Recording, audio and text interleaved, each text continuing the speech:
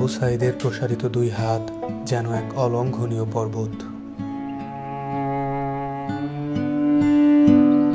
কোনো বর্গীর সাধ্য নেই যেটা অতিক্রম করে বাংলাদেশের মানুষকে স্পর্শ করতে পারে।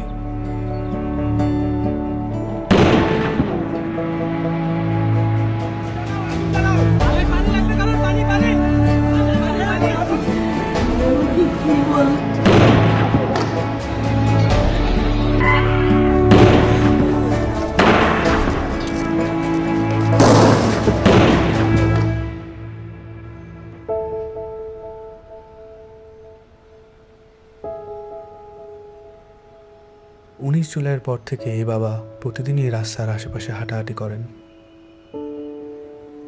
কখনো আবার নির্বাক দাঁড়িয়ে থাকেন। উনি সামনের দিকে তাকিয়ে থাকেন, কিন্তু আসলে কোনো দিকেই তাকান না।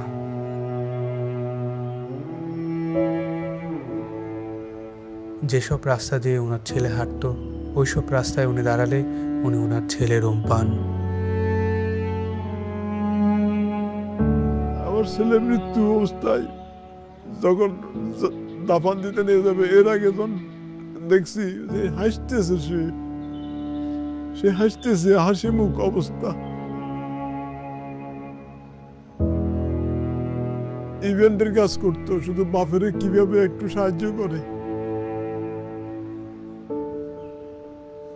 কোনো আজে বাজে আড্ডাতে ছিল না।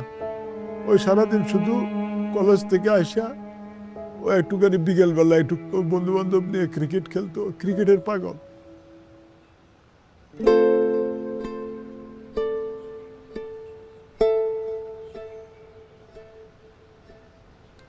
যে আমার পায়ের পাতা আছে এরকম একটা অনুভূতি হতো, কিন্তু আমি যখন হাত দিতাম তখন থেকে আমার পায়ের পাতা নেই, এরকম একটা প্রচুর অনুভূতি হতো। আমি অনেক কান্না করতাম। এই ব্যথার চেয়ে আমার ওই অনুভূতিগুলো আমার বেশি হতো, যে আমার পা আছে, আমি যখন হাত দিই তখন থেকে আমার পা নাই।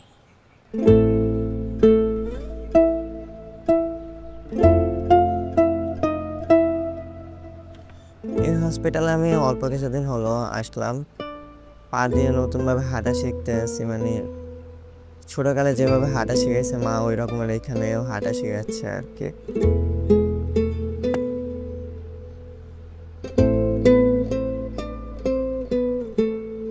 একটি প্রতিবন্ধী কিশোর, 7 বছরের বাচ্চা, ল্যাংড়া মানুষ যদি সংগ্রামে নামতে পারে, তাহলে আমি কেন বসে থাকবো ঘরে? একদিন তো মরতেই হবে। তাই মৃত্যুর ভয় করে স্বার্থপরের মতো ঘরে বসে না থেকে গুলি খেয়ে বীরের মতো মৃত্যু অধিক শ্রেষ্ঠ। আমি যদি বেঁচে না ফিরি, তবে কষ্ট না পেয়ে গর্বিত হয়েও জীবনের প্রতিটি ভুলের জন্য ক্ষমা চাই। আনাস।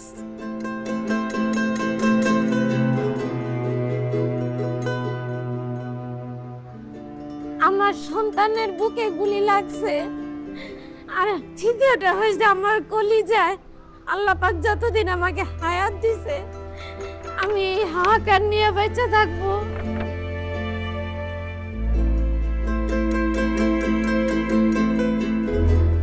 প্রিয় বাবা আসলে আমাদের একটা কিছু না, কিন্তু চকলেট নিয়ে আসছে। প্রিয় বাবা নাই বাড়িতে। যখন বাইরে গেছে আর পুলিশ এসে ওকে ঘুরে মেরে দিছে। আই মিস ইউ প্রিয় বাবা।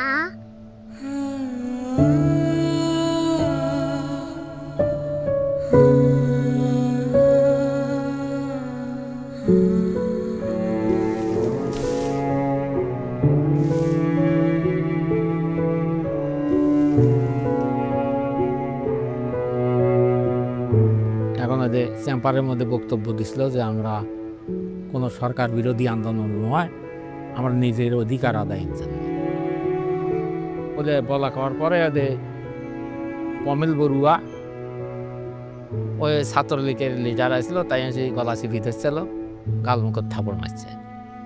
এখন ওই জন্যই আর জেদ ধরে শহীদ হলো কি এখন ওটার ব্যাখ্যাটা আর আমি জানি না।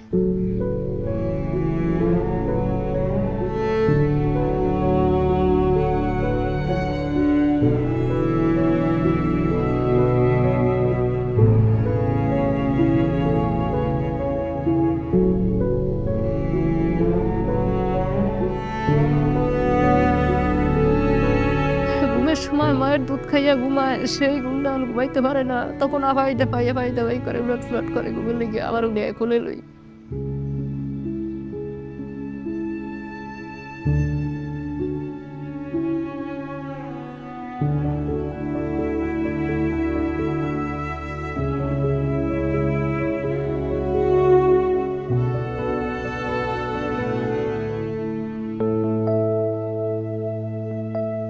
এখানে এসে যখন দেখি যে এখানে সবসময় ভাইয়া পড়াশোনা করতো, এই বিছানাতে থাকতো, এখন যখন দেখি ও নাই তখন একটা শূন্যতা কাজ করে মনের মধ্যে। খারাপ লাগে যখন দেখি যে ভাইয়া এই রুমে নাই। এই ছবিটা 18 জুলাই আমার আন্টি নাজিয়া খান ফেসবুকে পোস্ট করেছিল।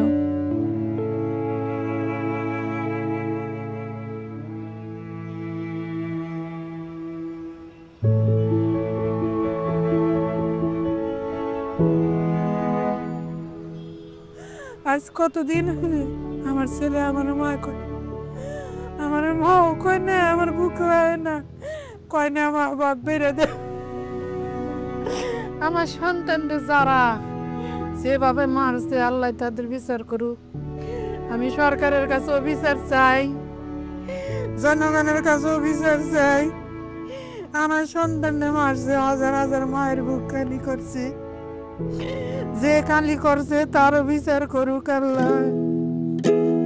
কতটা তুমি হারালে বন্ধু, কেঁদেছে অন্তর, জানো না তুমি হারাবার ব্যথা, জানে পলাশির প্রান্ত।